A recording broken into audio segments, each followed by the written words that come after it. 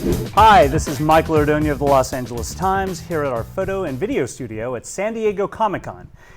We have the cast and showrunner of Snowpiercer, a new TV version of the story you know maybe as a graphic novel or maybe as a movie. Hello, folks. Hi. Hello. Thank you so much for coming.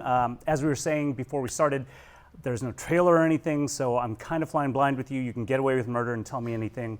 Like, especially with some of the people here, maybe it's a musical or a sitcom. There's this rumor it's a train, but... A train. There's a train involved. It's developing throughout the day what the show is. Yeah, you guys have probably... We're learning what it is. You've gone through some different ideas about it. It's a Walking Dead spinoff. There you go. Yes, on a train. Before we get into the guts of it, though, because I really want to talk about the ideas in the show, I have to say that Lena Hall is a major badass. Oh my God, thank you. And... I heard the same thing. Thanks. Yeah. And with you in the show, I mean, I know if it's anything like the graphic novels or the movies, it's probably not going to be too musical. But with you and David Diggs, I mean, doesn't there have to be music in it someday, Graham? There has to be. There has to be, yeah. I mean, Lena does a ton of rapping on the show. I do, yeah. And I mostly dance. Yeah. Well, I'm the madam of the night car, and so I'm kind of the head of the cabaret brothel. So it's fitting, you know, right. especially with what I'm wearing today, and and also, but I take care of the people on the train because everyone has been through such trauma from losing everything that they've known, losing their loved ones, losing that life, and everybody's so contained in this small car that they need someone to talk to, someone who can then help them through their grief, and that's what I get to do. So not only did I start out as this kind of head of the brothel, but I found my purpose later as this kind of therapist or empath that can help people through their trauma so that they can live in such confined quarters. I'm really glad you told us something about your character because we don't know anything about your character. So Jennifer, could you start by telling us who you play, how she fits in? I play Melanie Cavill. She is, my job is I'm the head of hospitality on the train. So I'm there to, maintain smooth relations, make sure everything goes as planned. I try to maintain Mr. Wolford's order on the train. Mr. Wolford is the engineer of the train. So I'm kind of overseeing things. I'm also the voice of the train, making the announcements. But you sense that maybe she's up to something more. She has some secrets, and we come to learn more and more about her as the season goes on. I would assume if they cast you, there are going to be some secrets and developments later. There are some developments. Yes. Would you like to tell us? I play Ruth, Melanie's right hand in the hospitality department. The hospitality department is responsible for making sure that everything runs smoothly on the train, whatever that takes. And Ruth is there to help out in those situations. That sounds so menacing. Hospitality. This hospitality is going to be wonderful no matter what. That's right. Okay. That's right. Yeah, I've been in situations like that. David, can you tell us something?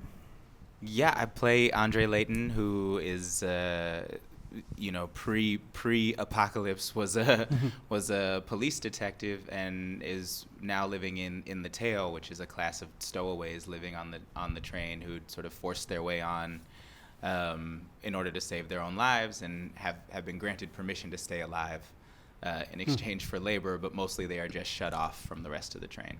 And Layton's particular skill set becomes useful for the higher ups on the train, so he's reluctantly allowed passage throughout the train, and that's kind of Layton's journey through there is in some ways a lot of the ways that we as an audience get to experience the newness of the different classes and get to sort of discover things along with him because he's seeing them for the first time. He's been locked away for 7 years in the back of the train. Yeah, we really need to talk about those ideas. But Mickey, can you tell us? I play Brakeman Bastille. Essentially, I represent the muscle on the train. Right on. I don't know why I find that funny, but I do. You worked out so much. I worked for the out a lot. Boxer. Yeah, I did. I ate chips while you did that. Yes, you did. I'm very much part of the machine of keeping everything in order, making sure people play by the rules, and I'm a lovely character. Sweetheart. I'm a real sweetheart. Which is a good segue. Yes. I play Pike, and Pike raises emus. Really, he's got a whole emu farm on the train. He's in the tail. No, there's no emus. Pike. I don't know, season 2 Might be. Start shooting in Pike's October. in the tail. He's in the end of the train, and he just wants nothing more than to get a little more equality for those that are in first, where we're stuck in the back. So he wants to have things different than they are. I wonder why he would want that. Yeah. Why would anyone want Yeah, isn't the status quo is perfect. So it's hard for me to draw analogs among your characters and the characters in the film and what I know of the graphic novels. I haven't read the graphic novels. I read a log line of the show that said it was like a reboot of the continuity of the film, but it seems more like just a new adaptation of La Transperceneige, right? Yeah, it is. I mean, we took from both sources, the original graphic novels as well as the movie. I was a huge fan of director Bong's movie. And that was a perfect feature film. It was a perfect sort of action adventure. It starts in the tail, and it's got one goal. It's go forward, which is great for the plot. But in TV, we really had to slow that down, and you need to know each class. So we are with every class in the train. We get to know characters in every class. So the drama of the show, it is really a story of class struggle and ultimately a season-long story of a building revolution. Mm-hmm. Yeah, I was going to ask if that class struggle storyline that is so important in the other sources is your engine. It really is the engine for a lot of what Snowpiercer is about, yeah. Well, I'm actually quite looking forward to that. Intrigued, are you? Yes. You gonna watch the show? Oh. Well, whenever it comes out? Right. Well, you already have a season 2 greenlit, right? So we do. So whenever it comes out, there'll be a season 2 right on its tail. There'll be a whole bunch of it coming out. Yeah. And that season 2 is the one with all the musical numbers in it, right? And the emus. And I think we're gonna shoot season 2, and then they're gonna shuffle them up, like randomly throw them out. So like you'll the be way they able did to piece Firefly. The two, Figure out what's going you'll figure on, out. where, what. Because that Choose your own doesn't adventures. that doesn't kill a show or Oh, and anything. the virtual reality aspect to it too. Yeah, we didn't even talk about We didn't talk about that. So I'm sure that there isn't that much you can say before the things come out, and you've got your showrunner here with an invisible knife. But what can you tell potential viewers to look for in it? I mean, are there moments or arcs that you find particularly interesting that you want to tease for our viewers and readers? I mean, I love the whole conceit of the piece personally. Like, I loved that it was taking place 7 or some odd years after a catastrophic climate event, and all of humanity is on this train, and the structure of the train, the linear nature of it, and the separation of the cars, I think lends itself so well to a conversation that's really relevant about social justice. And so I think that it's an entertaining show that's really fun and full of spectacle. You know, every train, as you go from car to car, you see things that you couldn't have imagined would have been there. But it's, I think it's a wonderful, pertinent, entertaining, but relevant conversation about things that we all are struggling with. Because it reflects a lot of what I liked about is the haves and have-nots, which we seem to be, if not there, certainly almost there. And just that struggle of like why do we have nothing and they have everything? And it doesn't necessarily, I think we talked early on about like the revolt aspect, and I was like, can you sort of have a democracy without the violence? How do you get some of that, what they have? Are there other ways? Yeah, sorry. Yeah, and it's a closed system with limited resources, So how do you manage those resources, and how do those that are in control manage those resources, and can you do it in a way that is just and fair to everyone, and how do you divide those resources? So it raises some really interesting questions, and I think provides like an interesting mirror for us to look into. So there's And with Fragile Minds too, because I think once we spoke about if you were shooting this as like an indie film and we all slept in the tail for a week together, how we'd already start behaving differently.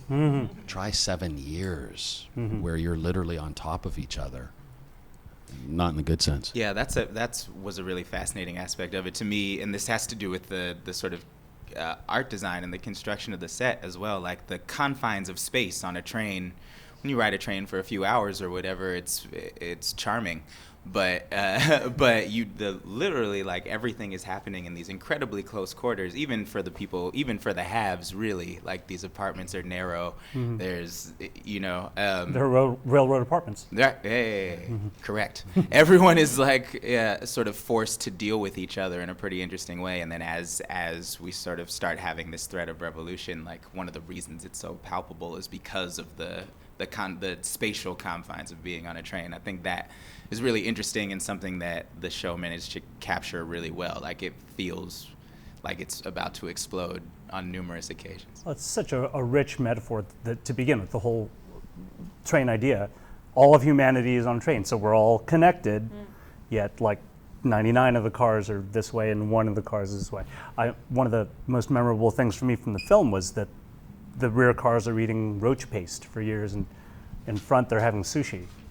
So, Yeah, we definitely have that kind of stark divide between the classes. okay, well, I don't know what else to ask you about your show, so I'm going to ask you something about Comic-Con. Some of you have been here a few times. What is the most insane thing you've seen ever at any Comic-Con or experienced one?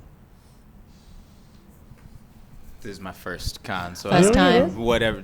I guess Steve's socks right now. It's the first time I've seen those, Oh, and come on, we have to that's see the 'em. most Let's insane see thing them. I've seen since I've been here. Oh, they're works of art? You are. Yeah. Someone gave me a whole pack of like art socks. It was actually, and that was from a con. That was one of the coolest con experiences. It was an entire package of socks that I'd wear. I love it. I haven't been to the convention center this trip. I have been in other years. I love it. Just all of it, the passion, the devotion to it. Seeing everyone coming in their costumes and stuff. I love it as a spectacle. I call it the real happiest place on earth because everybody's so happy to be here. Everyone's so happy to be here and see the characters and the that they love so much, and the enthusiasm is amazing. So I really think it's a lot of fun. It's a cool I said that to Allison in the van. I said I admire their commitment and passion. Yeah. When and you see them. creativity. Absolutely. Some amazing costumes. I mean, I was shocked the first time I went and I did a press conference. It was a few years ago, and I remember I went with. I was doing a film and I was with Keanu Reeves, and it was like being with one of the Beatles. Here. Oh, And yeah. I mean, it was like when he walked out, the response was like, wow, it was crazy. And then I realized I was in a press conference, but all the audience were in different costumes, and I don't know why I hadn't realized that was what it was going to be. It was kind of magical. Okay, well, speaking of costumes, the last thing I want to ask you, if you had to cosplay, who would you do? That's tough because there's so much good stuff out there. I like the Panda Stormtrooper? Express we saw. Yeah, Panda Express Panda was. Panda. How about a Tense. Stormtrooper where we could at least see your face? It's I like don't I'm going R2D2 because I just want the most awkward possible costume, What, when like nobody knows who you are and you can't even get through the door Would or it be go a down the giant stairs. R2D2 or would you be squat? I'd be real R2D2 size. I think I might do Helena from Orphan Black. Ooh. I'd be a My Little Pony. That's, of course. Come on, you must have one. Oh man, I don't know. I would probably do something from like an N.K. Jemisin novel or something that hasn't been adapted yet, so no one could tell me I was wrong. You know what I'm saying? But some other like deep cut nerd shit. You feel me? I got it perfect in my imagination. Yeah, exactly. Any ideas? I think Mother of Dragons, Daenerys. I just want Oh. her hair. You've got the hair, yeah. you do. Well, yeah, add a little bit more, but And you, any ideas? Will you come as Michelangelo's David? No. I thought Panda Express was a good one.